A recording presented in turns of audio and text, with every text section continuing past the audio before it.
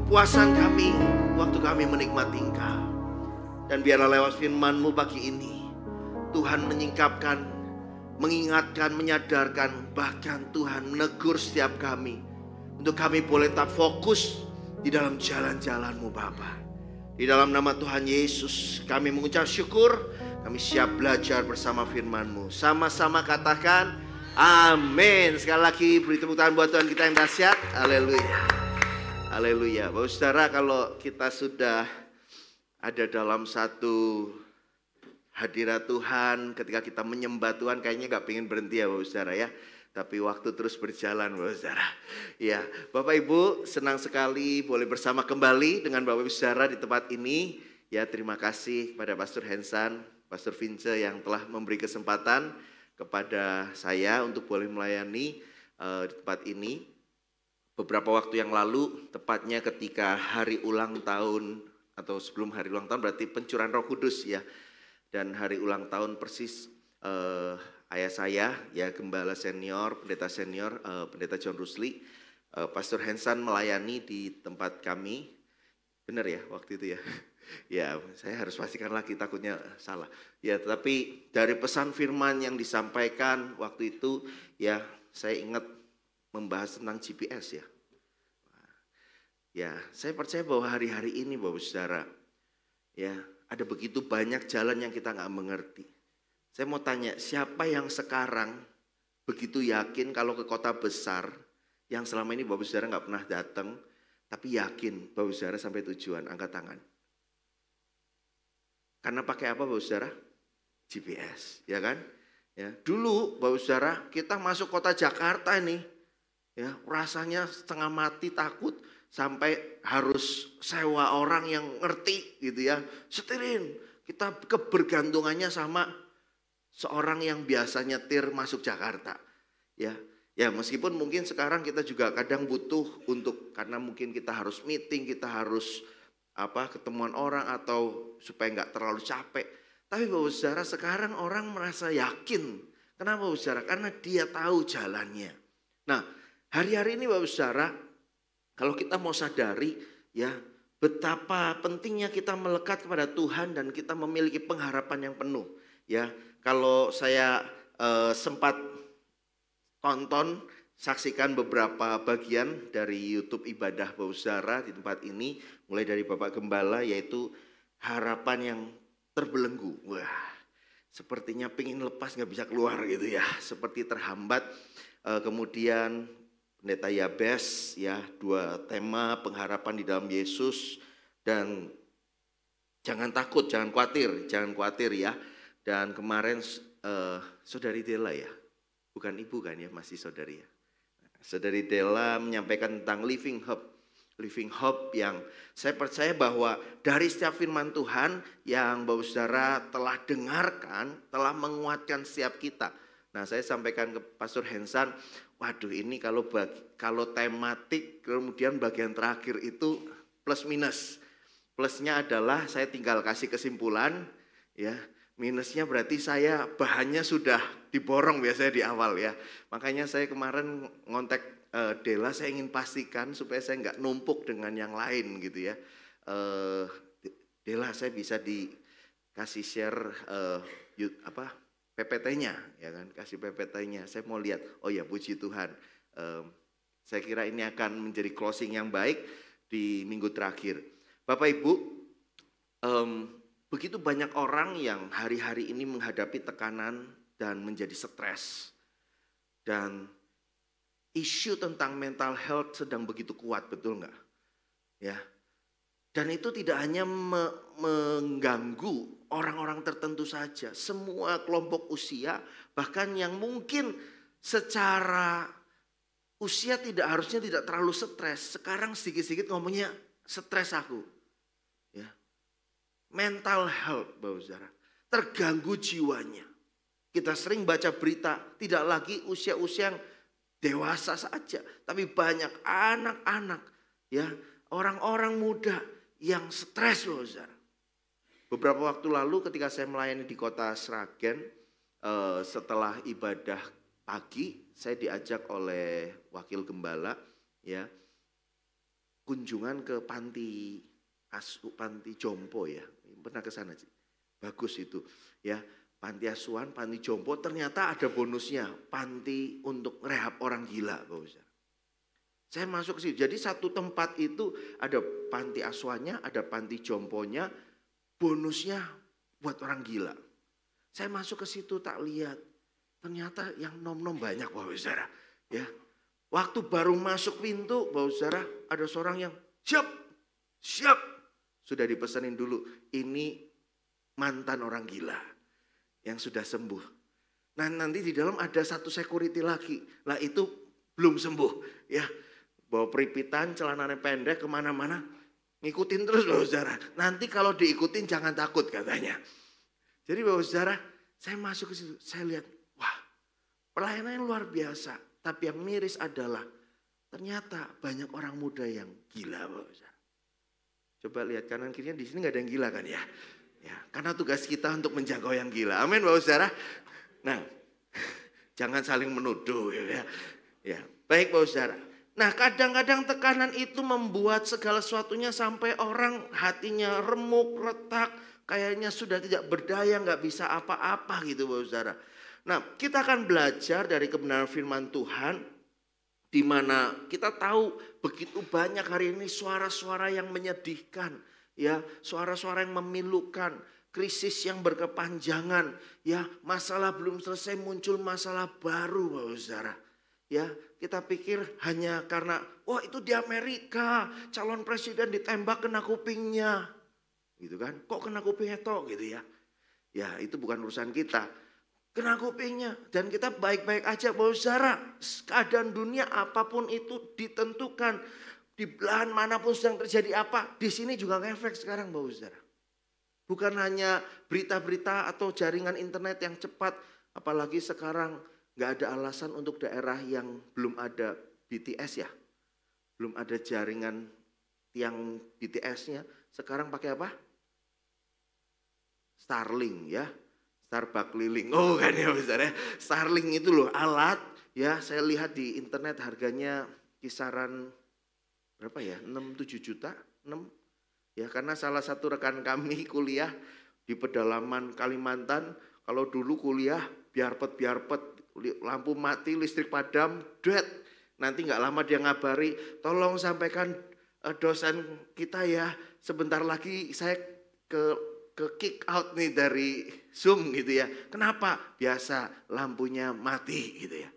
Tapi sejak Starlink masuk ya, kemarin kita goda-godain juga ya sama Pastor Hensan, kami Rabu kemarin ada fellowship sama dosen-dosen dan kita video callan sama sahabat kami yang di Kalimantan ini. Mulai sekarang tidak ada alasan ya, karena udah pakai Starlink katanya gitu. Nah, Bapak Saudara, kemajuan zaman begitu luar biasa. Tapi pertanyaan gini, apakah kemajuan zaman menolong setiap orang dari tekanan dan stres? Yang ada, orang tambah stres. Ketika orang merasa nggak bisa ngikutin kemajuan zaman, stres. Bahkan ketika ada orang yang merasa dia mampu menggunakan semua perkembangan zaman teknologi yang ada, tetap aja stres. Karena tidak semua masalah dapat diselesaikan dengan kemajuan teknologi atau akalnya manusia. Bapak Ibu, suara-suara yang kita dengar begitu seringkali begitu membuat kita merasa, waduh, kok hidup di dunia tidak lebih baik. Lebih baik aku nggak ada di dunia ini. Jangan dulu Bapak Saudara. Jangan mendahului Tuhan kita. Biarlah Tuhan memperdengarkan suaranya kepada kita. Di saat ada begitu suara-suara dunia yang mengatakan, engkau akan hancur, engkau akan habis, masa depanmu suram. Tapi Tuhan memperdengarkan suaranya dan suara itu adalah sound of hope. Suara pengharapan. Bisa juga kita bilang atau kita katakan voice of hope. Suara pengharapan. Bapak Ibu, saya ingin mengajak kita lihat satu bagian firman Tuhan. Ya, saya sedang belajar untuk mengkhotbahkan khotbah secara ekspositori. Ya, ini didikan dosen kami nggak gampang untuk membahas dengan hal seperti itu. Dan mungkin juga pendengarnya saja kadang, aduh ini kok kayak nguliti Alkitab gitu ya. Kita memang harus mendalami Alkitab Bapak Saudara. Saya ingin mengajak kita memperhatikan dari 2 Tesalonika Bapak Saudara. Ya, kitab 2 Tesalonika ditulis ya atau terletak di mana? Ya, setelah 1 Tesalonika Bapak Saudara ya. Ya, bukan hal yang sulit. Ya, 2 Tesalonika ditulis oleh seorang rasul namanya Paulus. Ini surat enggak terlalu panjang, pendek-pendek saja. Kenapa suratnya ditulis? Apa alasannya Paulus menuliskan surat ini? Nah, saya dibantu dengan teknologi supaya lebih menarik Bapak Saudara mengerti latar belakang surat ini. Suaranya boleh disiapin, di open ya. Ya. Kalau boleh mungkin lampu depan dipadamkan dulu supaya lebih jelas ya. Ini yang saya pakai kalau waktu kuliah kami belajar dapat ini juga ya. Ada manfaatnya kuliah lah, minimal seperti ini Bapak Saudara ya. Tidak lama setelah Paulus menulis 1 Tesalonika, dia mendapat laporan tentang orang-orang Kristen di Tesalonika. Dan bahwa masalah yang dia bahas dalam surat itu tidak hanya berlanjut namun semakin memburuk. Penganiayaan telah meningkat dan orang Kristen Tesalonika menjadi bingung dan takut tentang kedatangan Yesus. Jadi Paulus mengirimkan surat singkat ini yang dirancang menjadi 3 bagian yang membahas 3 masalah di gereja ini. Paulus pertama-tama menawarkan pengharapan di tengah penganiayaan yang terus berlanjut dan kemudian dia menjelaskan tentang hari kedatangan Tuhan. Dan kemudian akhirnya dia mengajukan tantangan yang sangat spesifik bagi mereka yang menganggur, orang-orang yang menolak bekerja normal. Dan akhir dari masing-masing bagian ini ditandai dengan doa penutup singkat. Paulus membuka dengan sebuah doa ucapan syukur atas kesetiaan dan kasih dari jemaat Tesalonika, dan khususnya atas kesabaran mereka. Dia mengetahui bahwa tetangga Yunani dan Romawi, bahkan Yahudi mereka, terus meningkatkan penganiayaan atas orang-orang Kristen ini. Ada agama-agama minoritas yang menghadapi penindasan dengan kekerasan, dan kekhawatiran Paulus adalah mereka mungkin meninggalkan Yesus jika keadaannya semakin buruk. Jadi Paulus mengingatkan mereka seperti yang dia lakukan dalam surat pertama, bahwa penderitaan mereka yang dikarenakan oleh hubungan mereka dengan Yesus merupakan cara untuk turut serta dalam kerajaan Allah. Yesus dilantik sebagai raja oleh penderitaannya di kayu salib. Dan oleh karena itu, para pengikutnya akan menunjukkan kemenangan mereka atas dunia dengan meneladani sifat tanpa kekerasan dan kesabaran Yesus.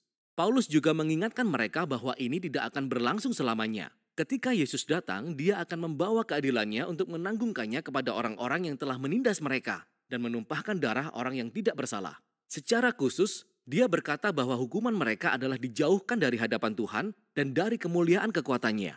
Paulus tidak berspekulasi di sini tentang nasib orang-orang yang menolak Yesus, kecuali mengatakan bahwa sepanjang hidup mereka tidak ingin berhubungan dengan Yesus dan pada akhirnya mereka mendapatkan apa yang mereka inginkan. Jarak relasional dari pencipta dan raja mereka dan bagi Paulus, ini adalah tragedi terbesar. Memilih keterpisahan dari Yesus yang merupakan sumber dari semua kehidupan dan kasih adalah sama dengan meraih kehancurannya sendiri. Bapak Saudara, saya sampai bagian situ saja ya. Kira-kira sudah mendengar ini, sudah punya gambaran Bapak Saudara? Pasal yang pertama. Nah ini yang mau saya sharingkan. Jadi sudah selesai Bapak Saudara. Bapak Saudara yang kekasih dalam Tuhan, 2 Tesalonika tentu merupakan surat kelanjutan dari Rasul Paulus karena dia menjumpai bahwa surat pertamanya masih belum direspon dengan baik oleh orang-orang di Tesalonika. Tesalonika ini termasuk jemaat, tipikal jemaat baru Bapak Saudara. Ya, orang-orang percaya yang tersebar kemana-mana, ya, di mana waktu mereka tersebar karena penganiayaan, kondisi mereka belum siap gitu ya. Kondisi memaksa mereka untuk pergi tanpa punya kedalaman dengan pengenalan akan Tuhan. Kira-kira gitu Bapak Saudara. Ya. Dan ketika dijumpai mendengar kabar bahwa orang-orang di Tesalonika, orang-orang percaya di Tesalonika mulai goyah imannya karena penderitaan dan penganiayaan dan tekanan yang mereka alami, makanya Paulus segera kirim surat. Nah, surat yang pertama dirasa kurang kuat, kurang direspon, maka dikirim surat yang kedua. Terlebih di surat yang kedua ini Bapak Saudara dijumpai yang seperti tadi dituliskan, bagaimana beberapa orang sudah mulai goyah imannya karena penganiayaan, mereka mencoba mencari jalan-jalan menurut mereka sendiri, ya, mereka mulai hopeless, mulai putus asa, mulai kehilangan pengharapan mereka Bapak Saudara, dan saya kira Hal ini juga berkaitan dengan hari-hari ini. Di saat kita dengar berita, ya nonton YouTube atau berita-berita, ada begitu banyak orang-orang Kristen, orang-orang yang non-Kristen menjadi Kristen. Banyak orang-orang yang tadi belum percaya Yesus, menerima Yesus sebagai Tuhan. Tapi di sisi lain, banyak orang-orang yang meninggalkan imannya. Banyak orang-orang yang berkata, apa Tuhan-Tuhanan, gak ada gunanya.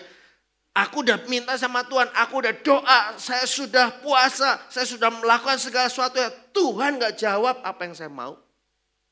Dan mereka kecewa tinggalkan Tuhan. Ketika kita bicara harapan, Bapak Saudara, dan mendengarkan suara pengharapan, itu sama seperti begini, Bapak Saudara. Siapa yang pernah nonton, mungkin gak usah langsung ke Spanyol, lewat YouTube aja. Ya gimana ada orang-orang ikut acara, ya festival, dikejar-kejar sama banteng. Ya, pernah lihat itu Bapak Saudara? Ya, kita sih kadang ketawa lihat orang, cuma kadang ya kasihan, sedih. Nah, satu kali ada seorang yang lagi di padang rumput, Bapak Saudara. Dia lagi asik-asik, santai-santai, tiba-tiba dia berhadapan dengan seekor banteng yang sedang ngamuk, Bapak Saudara. Ya, matanya merah, ya. Jadi kalau orang matanya merah, ya kayak banteng gitu ya lagi. Wah, ya ini tapi bantengnya bukan banteng mabok, Bapak Saudara. Dia selalu punya keinginan ya untuk kalau ada seseorang yang kelihatannya atau binatang lain yang dirasa mengganggu dia, maka dia berusaha untuk serang gitu, Bapak Saudara. Dan dia lihat orang itu berdiri di padang rumput dianggap sebagai ancaman. Makanya banteng itu kejar dia. Dan orang ini lari begitu rupa. Namanya padang rumput, Bapak Saudara ya. Dia bingung, saya mau lari kemana. Bisa bayangkan tenaganya lama-lama habis. Sampai satu saat dia lihat ada pohon, Bapak Saudara. Dia lihat pohon itu, dia lihat, wah itu ada pohon yang kalau saya coba gapai dahannya, saya bisa selamat. Dia lari begitu kencang, Bapak Saudara, dan dia berusaha loncat. Apa yang terjadi waktu dia loncat? Yang terjadi apa, Bapak Saudara? Ternyata percobaan pertama dia nggak bisa gapai itu dahan pohonnya, Bapak Saudara. Sehingga dia jatuh dan dia semakin didekati banteng. Dia lari lagi, Bapak Saudara. Dia muter, dia melingkar. Dia pikir nggak ada solusi lain, satu-satunya yang bisa menyelamatkan saya. Saya balik lagi ke pohon itu, Bapak Saudara. Dan dia lari lagi, Bapak Saudara. Dan waktu dia sudah dekat, dia kumpulkan tenaganya untuk apa? Loncat, dan dia akhirnya, Bapak Saudara, ya dapat batang pohon itu. Dan dia langsung manjat. Dan setelah itu, Bapak Saudara, dia selamat. Gak berapa lama bantengnya pergi. Ngos-ngosan nih. Bapak Saudara yang kasih dalam Tuhan, ya kurang olahraga ya. Kayaknya saya harus diajak jalan-jalan ini ya sama jemaat Jatibarang. Bapak Saudara, ketika hidup kita ini sepertinya sedang dalam himpitan, tekanan, dikejar-kejar masalah. Dan kayaknya gak ada jalan keluar. Tiba-tiba menemukan satu pohon. Apa yang ada dalam pikiran kita ya sama. Menemukan satu pegangan gitu ya, satu tempat berlindung. Maka kita akan berlari begitu rupa. Dan ketika kita mencoba untuk menggapainya nggak bisa, harusnya nggak ada pilihan lain. Kita harus kembali ke tempat itu di mana kita bisa berlindung di dalamnya, Bapak Saudara. Ketika hidup seseorang memiliki motivasi, maka semua akan berbeda. Ketika seseorang memiliki keyakinan, maka semuanya akan lain. Waktu tekanan datang dan itu terus berlanjut, maka seharusnya kita lebih termotivasi, terdorong untuk menggapai tempat perlindungan itu, Bapak Saudara. Ya, saya menyebut semua ini, Bapak Saudara, sebagai sebuah hal yang Tuhan izinkan untuk kita alami. Tadi video yang kita lihat ada poin penting. Apa yang membedakan motivasi dunia dan motivasi di dalam Kristus? Kata kuncinya ada di ayat 8 dan 9. Tadi kita menemukan bahwa dalam NIV dikatakan gini.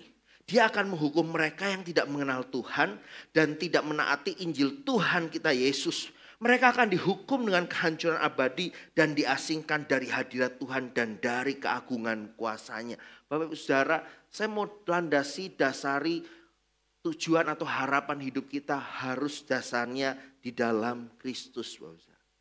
Ya, kenapa Bapak Saudara? Karena dunia juga menawarkan banyak hal yang menjadi harapan yang palsu.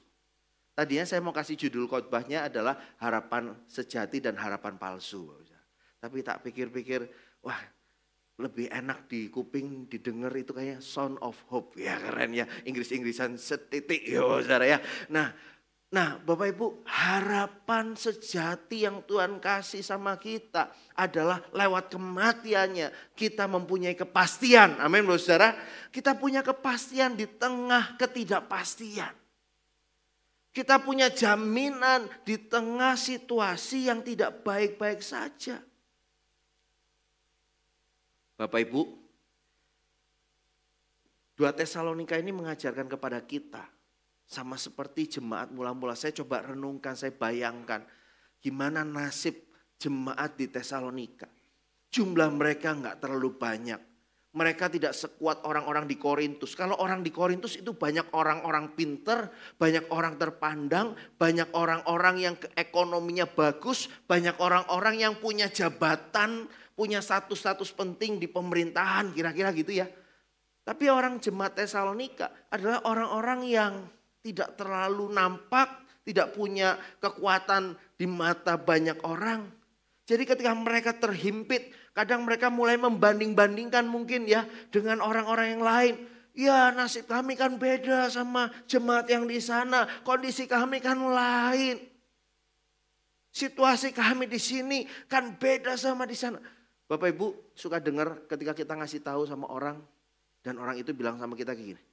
Ya kamu sih enak gak pernah ngalami yang seperti aku alami. Pernah dengar kayak gitu? Pernah dengar orang dinasihati atau kita kasih masukan dan dia bilang, hidupmu sih, nasibmu sih lain sih, nasib lagi Bapak Saudara. Kamu gak pernah ngalami kesulitan sih, aku ini loh. Dari kesulitan yang satu ke kesulitan yang lain. Aku pikir kesulitan ini udah selesai, ketemu kesulitan yang lain. Dengar Bapak Saudara. Kalau Yesus ngomong dalam khotbahnya tentang kebahagiaan, justru yang lebih berbahagia yang apa, Saudara? Yang menderita. Berbahagialah engkau yang menderita. Karena aku. Berarti yang tidak menderita, Bapak Saudara, tidak lebih bahagia. Coba bilang kanan kiri ya, kalau kayak gitu kita harus menderita dulu nih. Ya jangan cari-cari penderitaan ya Saudara ya. Ya jangan cari-cari masalah. Ya, kalau Tuhan izinkan kita diproses, masuki proses. Bapak Ibu, bagaimana kita menemukan suara pengharapan di tengah tekanan yang kita hadapi? Kita akan lihat sama-sama. Yang pertama dari 2 Tesalonika 1 ayat 3 sampai 12, kita akan lihat yang pertama, kekuatan dalam tekanan akan menghasilkan pengharapan. Inilah yang saya maksud yang pertama, ya, bahwa kita harus tahu kekuatan apa yang kita gunakan, kita pakai waktu menghadapi tekanan. Karena kekuatan yang kita pakai ini akan menghasilkan pengharapan. Ya, semua akan sepakat. Pasti Pak Daniel akan bilang kekuatan di dalam Yesus. Ya iyalah, masa kekuatan yang lain. Atau kita harus nyanyi dulu, kekuatan di jiwaku. Nanti kita nyanyi lagu itu ya. Oh iya benar. Ketenangan batinku. Apakah setelah kita nyanyi lagu itu masalah kita beres? Bapak Ibu, saya mau katakan, mau nyanyi lagu apapun, mau didoain pendeta siapapun, kalau Tuhan masih izinkan tantangan, pergumulan kita lewati, maka siapapun yang doain kita, masalah itu belum akan selesai. Yang kedua, kalau kita belum menang atas ujian-ujian itu, mau kemanapun kita pergi, kita akan lewatin. Tapi yang gak kalah penting, lewat pergumulan itu sebenarnya Anda sedang dipaksa Tuhan untuk tahu gak ada kekuatan yang lain yang sanggup menyelesaikan pergumulan selain di dalam Yesus. Ada masalah yang keinget langsung si A, yang keinget cara B. Bukan cari Tuhan. Selama seperti itu Bapak Saudara, percayalah Anda akan dibuat, akan merasa terus masalah nggak habis-habis. Bapak Ibu, kita baca ayatnya dulu, ayat 3 dan 4 dikatakan, kelihatan yang belakang? Ya. 1, 2, 3. Kami wajib selalu mengucap syukur kepada siapa? Kepada Allah karena kamu saudara-saudara, dan memang patutlah demikian karena imanmu makin bertambah dan kasihmu seorang akan yang lain makin kuat di antara kamu. Sehingga dalam jemaat-jemaat Allah kami sendiri bermegah tentang kamu karena ketabahanmu dan dalam segala penganiayaan dan penindasan yang kamu derita. Kalau kita baca ayat ini sebuah ungkapan encourage, dorongan semangat, ya. Surat pembukaan ditulis, wah kami bersyukur pada Tuhan karena kamu, ya, kau melewati segalanya, penganiayaan, penindasan. Tadi udah tahu latar belakangnya Bapak Saudara ya, bahwa sebenarnya Paulus mendengar kabar jemaat Tesalonika ini sudah mulai hampir kehilangan iman, pengharapan di dalam Tuhan. Tapi kenapa Paulus buka dengan kata itu? Bapak Saudara, kalau kita datangin seseorang yang lagi dalam pergumulan, coba Sam maju Sam. Sini. Ini Samuel terkenal kalau peragaan dia salah satunya ya katanya di Jatibara. Samuel lagi punya masalah. Kalau punya masalah gimana ekspresinya? Aduh. Terus kalau saya tiba-tiba datang, lah kamu Sam, kamu tuh aduh. Udah punya masalah, solusinya gitu. Mati kamu kayak gitu. Bapak Saudara, kalau saya ngomong kayak gitu sama Samuel, kira-kira gimana ekspresinya? Lagi sedih, oh happy, itu happy ya? Oh kaget ya. Ya mungkin habis kaget, kesel, marah, dan ninggalin saya gitu kan. Dia pergi sana, dia pergi dan gak tahu kemana Bapak Saudara. Kadang kita bicara di gereja, ketika kita ada teman kita, rekan kita punya masalah, kita perlakukan kayak gitu. Tapi coba kita perhatikan Rasul Paulus. Ketika Paulus tahu orang tersebut lagi punya masalah, yang dilakukan apa? Dia mengucap syukur sama Tuhan. Sam, saya bersyukur sama Tuhan, kenal kamu loh. Meskipun kamu hidupmu lagi gak baik-baik saja. Wah, Tuhan sayang sama kamu. Semakin dia ngerasa, wah ada yang kasih perhatian. Masalahnya udah beres belum? Belum beres. Tapi gak kalah penting kalimatnya. Aku mengucap syukur loh sama Tuhan yang memelihara imanmu. Ngerti gak Bapak Saudara? Paulus sedang mengingatkan yang pertama. Apapun itu. Bedanya sama dunia. Dunia kasih begitu banyak cara. Tapi waktu Paulus katakan kepada jemaat Tesalonika. Paulus kasih satu pribadi sama jemaat Tesalonika. Bapak Ibu. Apa yang menjadi fokus center kita? Apakah solusi dunia atau pribadi Kristus? Thank you. Kekuatan yang kita terima dari Tuhan itu menghasilkan pengharapan. Kalau kita punya backingan yang sangat kuat, kita merasa lebih tenang bukan? Tak kenalin Pak Kapolres Kabupaten, itu teman baik saya loh. Dengar kata itu saja udah happy, tenang, betul gak? Tapi ingat, seringkali kekuatan atau janji manusia bisa mengecewakan. Makanya Bapak Saudara, Pastor Jim Yos waktu di acara dengan tubuh Kristus, dia sampaikan gini, jauh lebih baik pergumulanmu lebih besar daripada kemampuanmu. Jauh lebih baik pergumulanmu lebih besar daripada kemampuanmu. Karena ketika pergumulanmu lebih besar dari kemampuanmu, engkau tahu engkau membutuhkan Tuhan. Kalau kita punya kemampuan lebih besar dari pergumulan, coba Bapak Saudara apa yang terjadi? Kita nggak perlu pikir Tuhan, betul nggak? Kita merasa semua bisa kita beresin.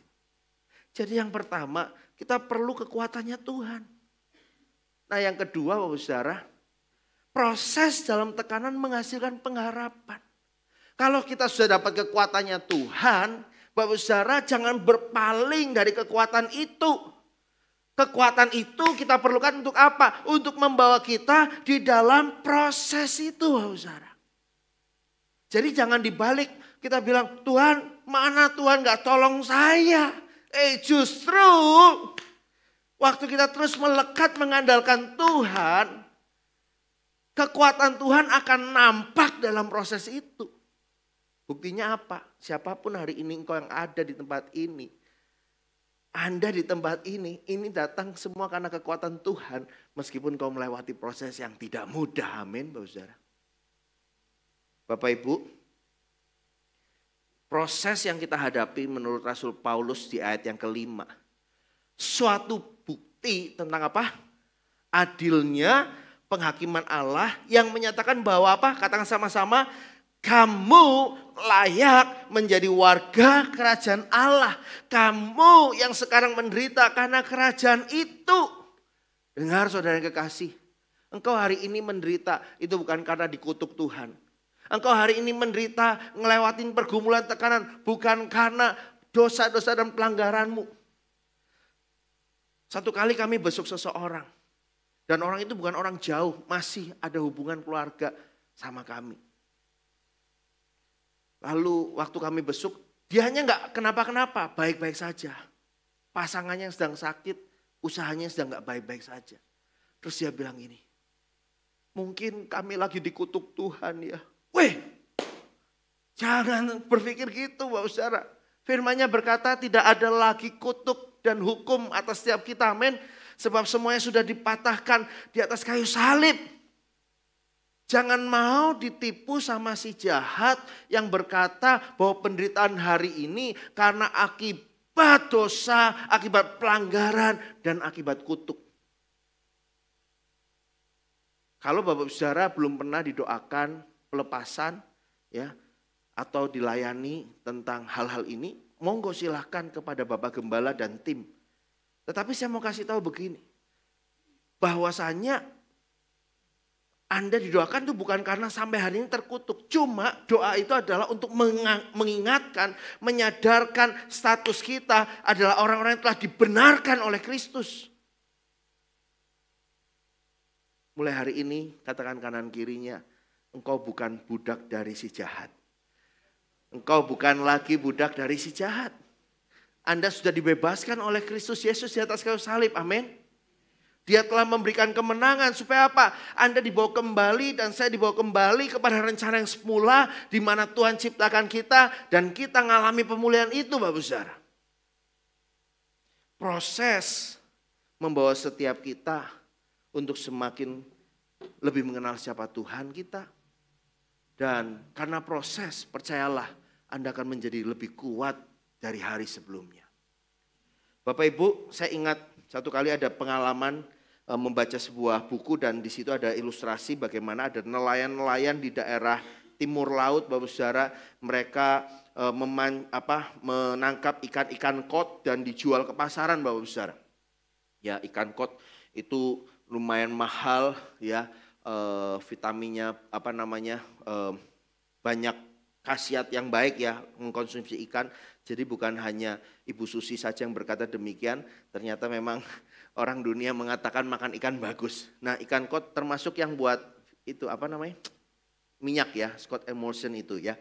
Nah, problemnya begini Bapak Saudara, ikan kod ini kalau dikirim dalam keadaan sudah ditangkap langsung dimasukkan peti es gitu ya, itu tidak akan menjadi lebih baik ya, menjadi rasanya hambar kemudian jadi keras gitu Bapak Saudara ya. Nah, sebaliknya ketika ikan itu dikirim hidup-hidup, jadi waktu ikan itu dimasukkan di dalam tempat bukan berisi es tapi berisi air, ikan itu dimasukkan di dalam air itu saja. Sampai di pelabuhan yang terjadi apa? Ikan-ikan itu dagingnya menjadi lembut, lembek gitu Bapak Saudara.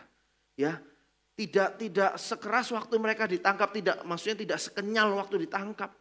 Jadi kayak kurang gizi gitu ya, ikannya kayak lemes gitu ya. Meskipun masih hidup tapi kok kayaknya nggak menarik gitu. Mereka berpikir keras, apa solusinya? Ditaruh di tempat es, beku jadi keras, nggak enak. Ditaruh di air, kemudian ikannya hidup tapi kayaknya nggak sesegar ketika mereka tangkap di awal-awal. Tiba-tiba seseorang ngasih ide. Harus dikasih musuh satu di dalam. Ya, Dan mereka akhirnya nangkep ikan sejenis lele, Bapak Saudara. Jadi di dalam kolam, di dalam kapal itu ada airnya, ada sejenis ikan lele yang madan liar gitu ya. Yang suka ngejar-ngejar itu. Dan setiap mereka dapat ikan kod, mereka masukkan di situ ya. Ikan kod itu kaget Bapak Saudara. Ternyata di dalam sudah ada yang lain. Kok beda sama kita? Dan ikan kod itu kaget karena dikejar-kejar. Jadi sepanjang perjalanan ikan itu nggak pernah diam Bapak Saudara. Gerak terus sana sini. Sampai di pelabuhan ikannya seger-seger Bapak Saudara. Ngerti maksudnya Bapak Saudara? Waktu Tuhan izinkan kita ada dalam sebuah wadah, di situ proses nggak habis-habis. Itu buat bikin kita tetap seger Bapak Saudara. Amin. Coba kalau nggak ada masalah, hidupnya lempeng-lempeng aja. Banyak tuh yang ngomong, hidup saya kok gini-gini aja ya, nggak pernah ada masalah. Nah loh, mungkin Anda yang sedang punya masalah, impartasiin aja tuh. Ya, nggak Bapak Saudara. Bapak Saudara, orang nggak punya masalah, kita pikir itu baik-baik saja. Kita nggak tahu aja dia punya masalah Bapak Saudara. Saya sampai hari ini, saya sadar selesai dari masalah satu ketemu masalah lain. Ya mungkin bukan masalah pribadi yang bagaimana Bapak Saudara. Karena saya mah dan cuek sama masalah hidup saya Bapak Saudara. Kadang saya sampai mikir, iya ya. Apa yang saya punya itu kok habisnya buat orang lain gitu. Paling simpel saja. Jalan-jalan ke mana gitu ya. Pulang-pulang bawa oleh-oleh gitu ya. Loh kok gak ada yang buat saya ya. Buat orang lain semua. Ya Bapak Ibu. Tapi saya punya pergumulan. Dan saya minta sama Tuhan. Tuhan, mampukan saya ngelewatin pergumulan. Dan setiap saya sudah mulai baik-baik saja, saya sadar kondisi saya tidak lebih baik waktu saya punya pergumulan. Karena seperti ikan kod tadi, waktu dihadirkan masalah di dalam kolam itu. Maka meskipun tempat itu tempat yang nyaman, dia tahu dia tidak boleh berdiam.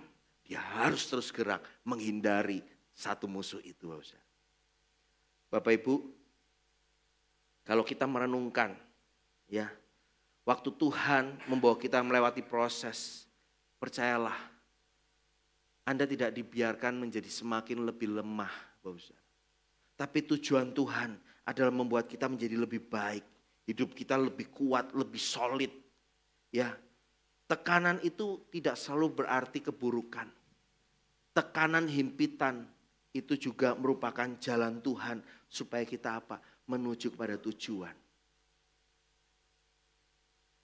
Hidup tanpa tekanan Bapak Saudara, maka sebenarnya adalah hidup tanpa arah dan tujuan. Justru karena ada tujuan, kita kadang tertekan, betul nggak?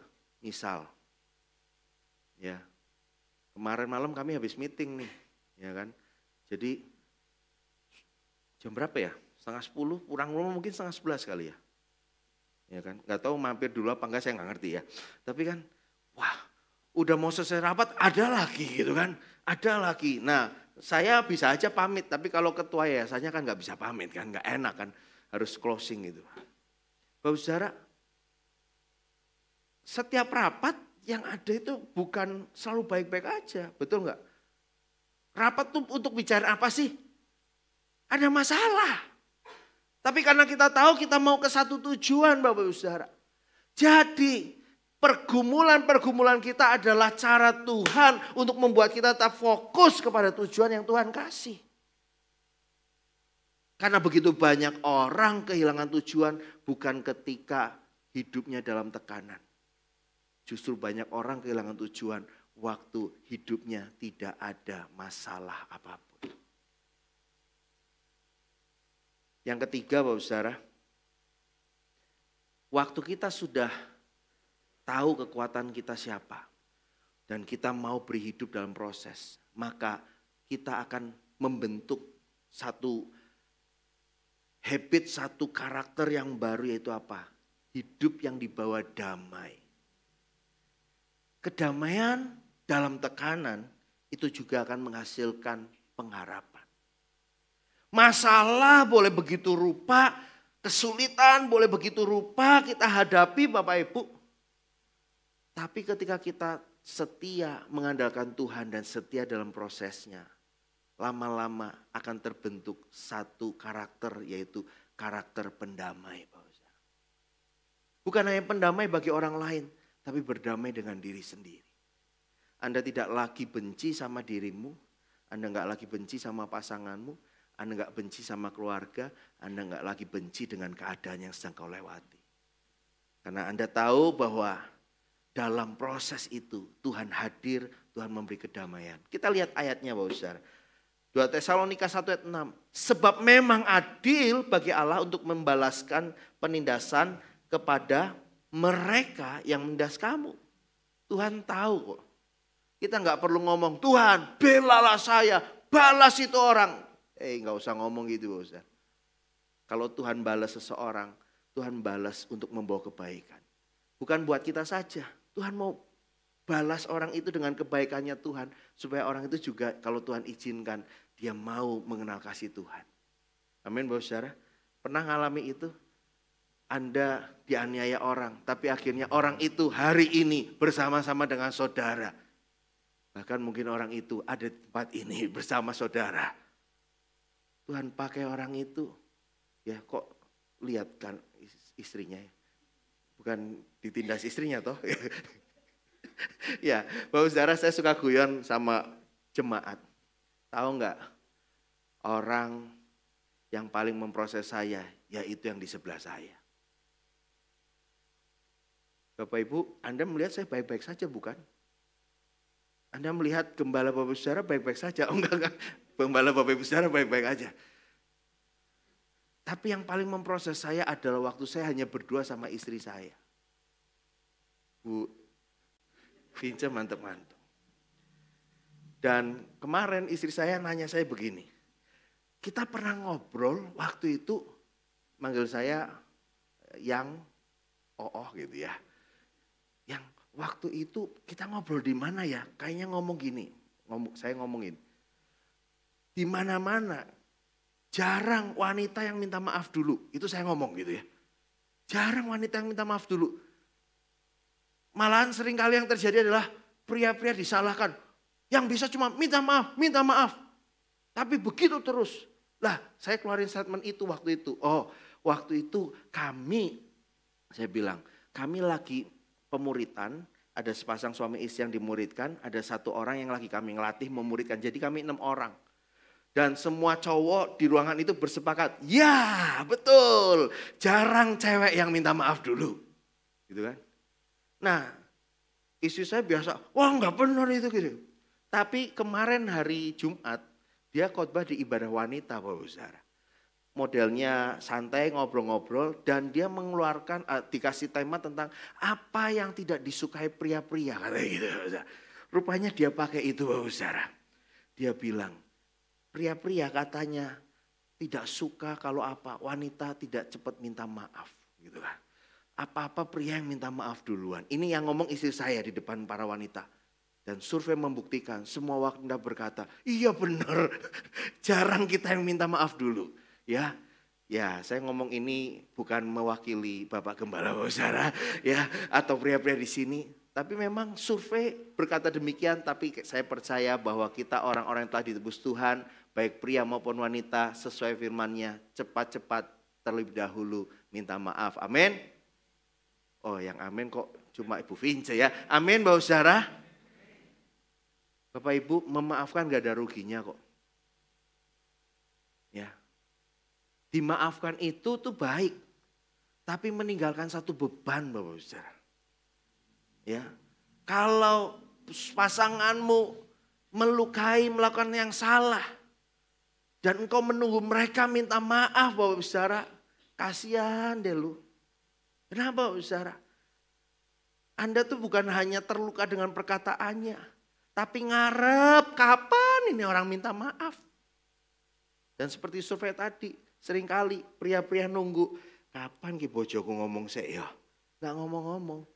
Bukan tambah sehat, tambah sakit Bapak Saudara. Tambah kesel sendiri, jengkel sendiri. Nanti ya, awas sungguh ya. Akhirnya apa? Hubungan keluarga suami istri tidak menjadi lebih baik. Tapi coba Bapak Saudara, kalau meskipun pasangan kita yang salah, kita yang memulai minta maaf. Coba lihat hitungan berapa menit hubungan itu sudah clear Bapak Saudara. Meskipun kesannya bego gitu ya. Gue yang benar, gue yang minta maaf. Bapak Saudara, gak ada ruginya kita minta maaf. Karena meminta maaf itu tidak selalu menunjukkan siapa yang salah. Tapi minta maaf seringkali justru menunjukkan siapa yang memulai mempraktekkan kebenaran firman Tuhan. Bapak Ibu, mari miliki kedamaian di dalam hati kita. Meskipun seringkali kita mengalami penolakan dalam bisnis usaha. Bapak Saudara sedang merintis atau melakukan pekerjaan, Bapak Saudara mengalami penolakan, dikhianati, ditipu dan berulang-ulang dikecewakan. Bangun kedamaian di dalam hatimu. Karena kedamaian itu yang mendatangkan pengharapan Bapak Saudara. Seorang penulis buku Bapak Saudara ya, kita langsung aja ke bagian seorang penulis buku namanya John Creasy Bapak Saudara ya. Dia melewati begitu banyak hal Bapak Saudara. Dia menghasilkan buku 564 buku Bapak Saudara sepanjang hidupnya. Ya. Dan apa yang terjadi Bapak Saudara? Buku-buku yang dia tulis itu terpasang di banyak perpustakaan besar. Tetapi proses untuk pertama kali dia bikin buku. Dia mengalami penolakan berapa kali Bapak Saudara? Kira-kira yang tahu? Buku yang dia hasilkan 564. Untuk buku pertama yang dia buat, dia ditolak sebanyak 774. Buku yang pertama. Bapak Ibu, tapi dia percaya. Dia ditolak bukan berarti dia tidak bisa. Dia mengalami penolakan bukan berarti karena dia tidak baik. Sampai sekian tahun kemudian dia bilang kayak gini, saya selalu tahu mereka salah. Tapi bukan alasan saya untuk menjadi marah. Yang saya bisa lakukan kembali menenangkan hati saya untuk menulis lagi dan menulis lagi. Bapak Ibu Saudara yang kekasih, waktu tekanan mulai meningkat dalam diri kita, penting buat saudara dan saya lebih lagi percaya sama Tuhan. Bukan menyalahkan keadaan, bukan menyalahkan pasangan, tapi lebih percaya Tuhan supaya apa? Kedamaian Tuhan turun memenuhi hati kita di tengah tekanan. Kedamaian yang turun atas kita memberikan ketenangan di dalam pikiran kita.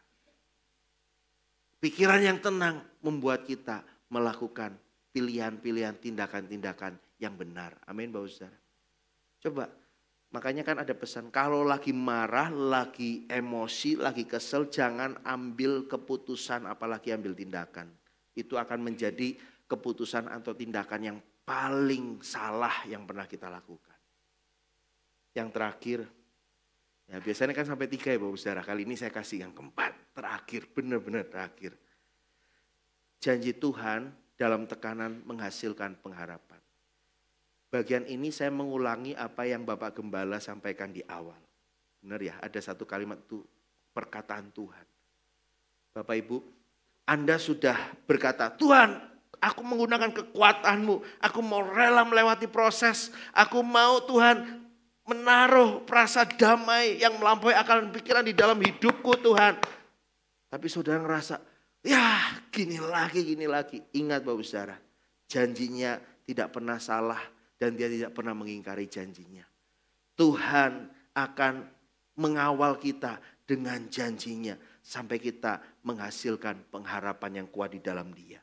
Sebagai ayat terakhir, apabila ia datang pada hari itu untuk dimuliakan, ayat 10, di antara orang-orang kudusnya, boleh pemusik maju, dan untuk dikagumi oleh semua orang yang percaya, sebab kesaksian yang kami bawa kepadamu telah kamu percayai. Ujung dari semuanya adalah begini Bapak Saudara, percayalah ketika dia sudah berjanji, janji itu mengawal kita untuk membawa kita kepada kemuliaannya Tuhan. Hari ini Anda belum tahu apa yang akan kau terima nanti.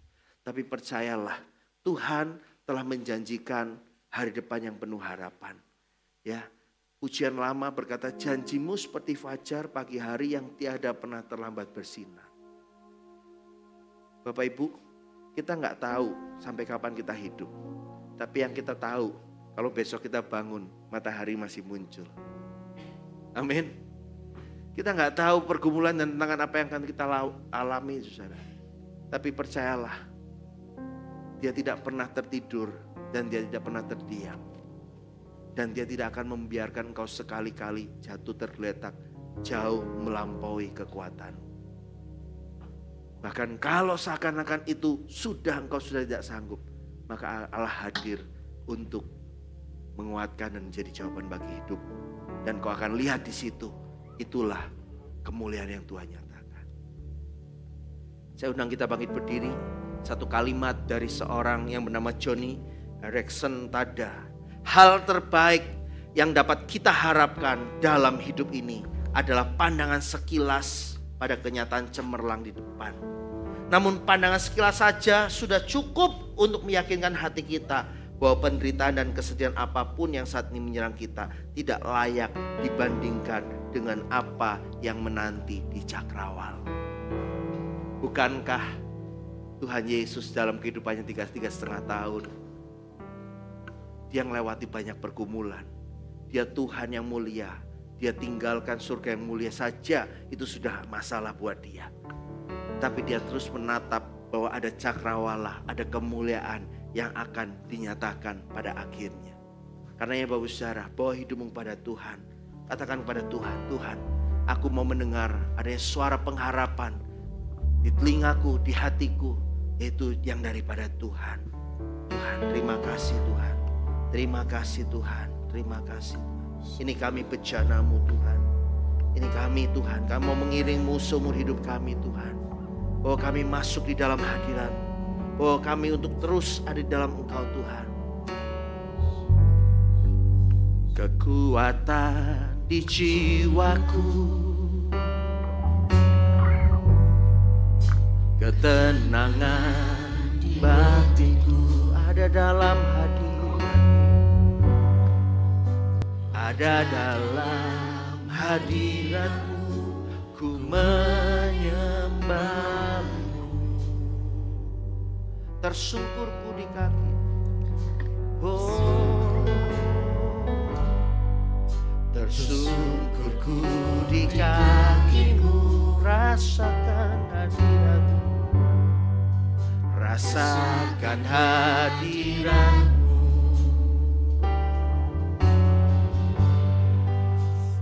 Kan ku melepaskan, ku menghayat bagimu, mengiringmu seumur hidup. Bahwa kami masuk dalam setiap rencana-Mu, rencana-Mu, pikiran kehendakku, ku serahkan padamu. Harapanku hanya di dalam-Mu, ku kan teguh bersama-Mu. Jadikan bencana-Mu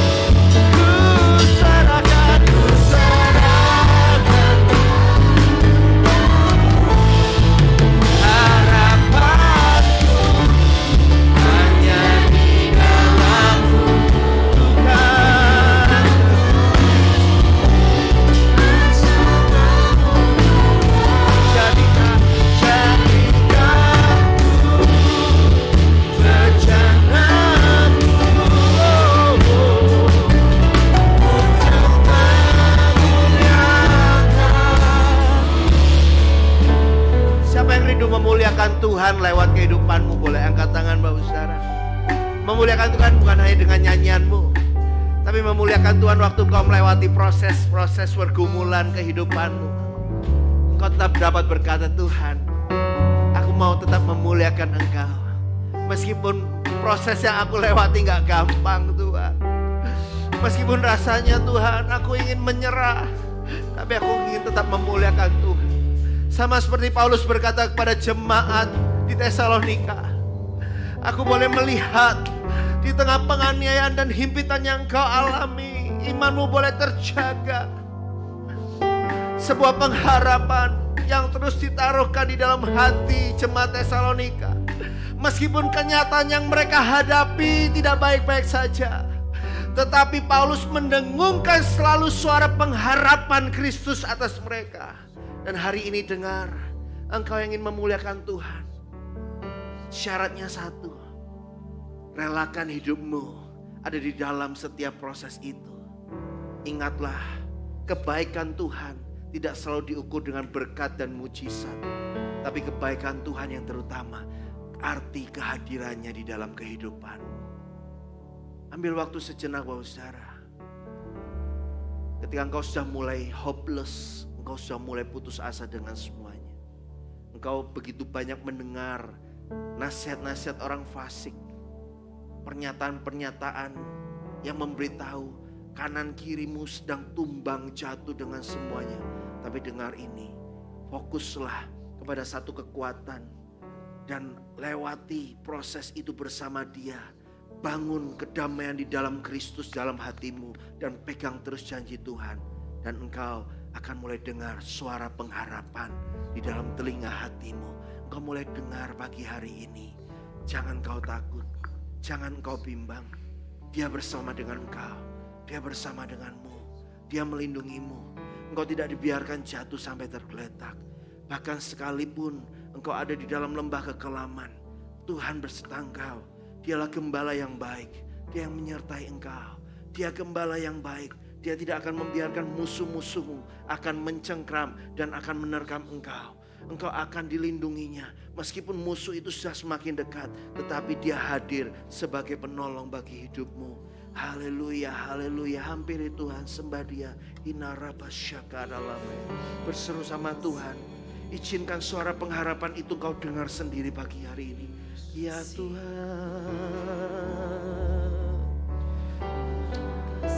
apa yang sedang kau doakan saat ini? Bahwa kepada Tuhan bukan lagi masalahnya, tapi perkatakan, aku punya Tuhan yang besar. Aku punya Tuhan yang lebih dahsyat dari setiap pergumulanku. Boleh aku punya kemampuan yang terbatas. Oh Tuhan, mungkin aku tidak bisa apa-apa. Kemampuanku sangat sedikit Tuhan. Tapi aku punya Tuhan yang lebih besar dari masalahku. Aku punya Tuhan yang besar yang sanggup menyelesaikannya. Aku mengandalkan Engkau Tuhan. Ya, izinkan Roh Kudus bicara sama Engkau. Suara pengharapan terdengar di telinga hatimu pagi hari ini. Yes, amin Tuhan. Suara pengharapan itu terdengar pagi hari ini. Manis dan lembut, menyejukkan hati jiwamu. Damai sejahtera Tuhan turun. Ora lama syera hara lama ya lama. Ya lama syera lama. Oh lama hara lama syera. Biarkan Roh Kudus sedang berbicara kepadamu. Sitahara lama. Inara lama. Shikira lama. Sekalipun kami berjalan dalam lembah maut Tuhan, ora lama syakar.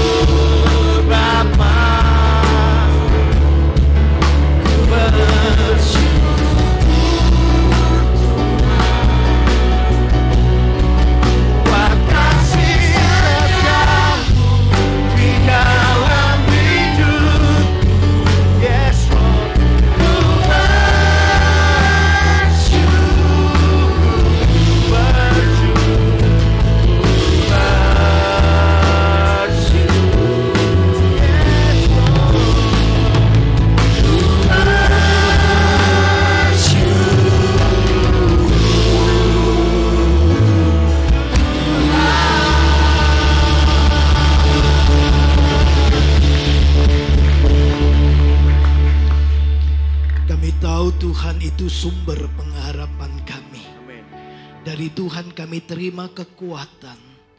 Dari Tuhan juga dalam seluruh proses hidup kami terima damai sejahtera. Damai sejahtera yang Tuhan beri tidak sama dengan damai sejahtera yang diberikan oleh dunia. Dalam badai, dalam kegoncangan, damai sejahtera Tuhan tetap membuat kami tenang. Karena kami percaya janji Tuhan itu memberi kami pengharapan yang teguh. Janji Tuhan membuat kami dapat bertahan lewati semua situasi. Karena itu kami mau menaruh seluruh pengharapan kami kepada Tuhan. Kami tenangkan batin kami supaya kami bisa mendengarkan suara pengharapan yang datang dari Tuhan lewat firman Tuhan yang tidak pernah gagal. Firman Tuhan yang selalu menjadi realita dalam hidup kami. Langit dan bumi akan berlalu, tapi firman Tuhan tetap tinggal selama-lamanya. Karena itu kami mau pegang yang selama-lamanya. Kami mau pegang yang kekal. Kami tidak pegang yang kelihatan, yang gampang berubah, yang gampang beranjak dari hidup kami. Tapi kami mau pegang Tuhan yang kekal selama-lamanya. Hidup kami tidak ditentukan oleh masalah kami. Hidup kami bukan ditentukan oleh kesulitan yang kami hadapi. Hidup kami ditentukan oleh Yesus Kristus yang awal dan yang akhir. Kata akhir hidup kami itu ditentukan oleh Tuhan Yesus Kristus yang adalah Sang Firman yang hidup. Terima kasih buat firman-Mu, berkati hamba firman-Mu yang sudah membagikan isi hati-Mu kepada setiap kami.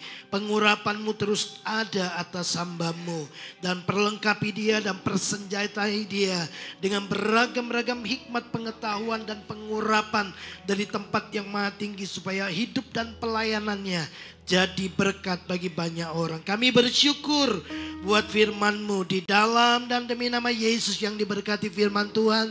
Sama-sama katakan amin. Nah, pada kesempatan ini juga saya ingin kita bersama-sama berdoa buat anak-anak. Ya, jadi saya mau undang semua anak-anak pelajar boleh maju ke depan. Ya, boleh blessing juga sama Joen bisa ada di depan. Boleh? Yang duduk boleh, yang masih sekolah aja. Mau SD, SMP, SMA boleh. Yang kuliah nggak usah lah ya. Siapa yang kuliah? Boleh. Yang SMA? Oke.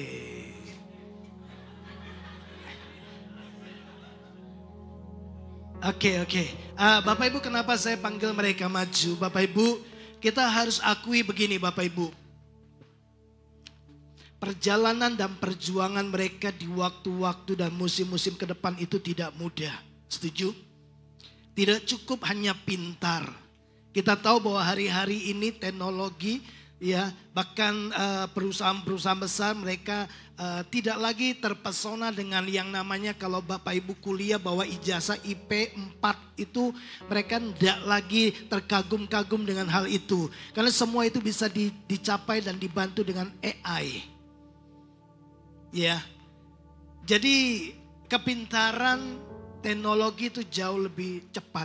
Para musisi sudah mulai gentar karena AI sudah bisa bikin musik yang satu kali ketik saja AI dengan semua dia punya tunesnya, dia punya musiknya itu jauh lebih bagus. Ya, dan desain interior semua Bapak Ibu tinggal masukkan saja, dia akan berikan kepada Bapak Ibu apa yang Bapak Ibu inginkan. Ya, belum lagi teknologi dalam robot dan lain sebagainya, sehingga tentu kalau hanya mengandalkan skill, hanya mengandalkan pendidikan, nilai yang tinggi, Bapak Ibu percaya lagi nih, perjuangan mereka akan sangat berat. Kita tahu bahwa hari-hari ini perusahaan-perusahaan besar banyak PHK ribuan orang, dan orang setiap tahun keluar dari sekolah dan semua itu butuh pekerjaan. Saya bilang sama Samuel, saya bilang begini, waktu kamu keluar sekolah, kamu lihat ada ratusan anak-anak SMP. Dan mereka semua mau jadi orang nomor 1. Dan mereka semua mau jadi orang sukses. Dan mereka semua mau pekerjaan. Bayangkan, setiap tahun dokter di